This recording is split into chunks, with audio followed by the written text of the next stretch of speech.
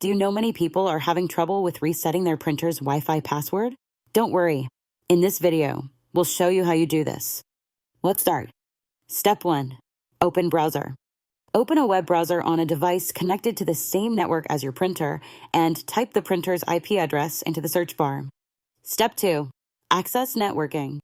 Navigate through the web interface to the networking tab at the top of the page. Step 3. View Wi-Fi setup. Click on the Wi-Fi Direct Setup option located on the left side to view your Wi-Fi settings. Step 4. Locate password.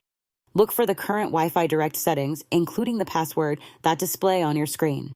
Step 5. Reset password. If you wish to reset, modify the settings to enter a new password and save your changes. By following these steps, you should now have successfully reset your printer's Wi-Fi password. Still need help? Visit our website for the complete manual. There you will also find questions and answers from other HP users. Did you find this video helpful?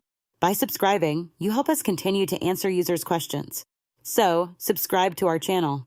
Thanks for watching and see you in the next video.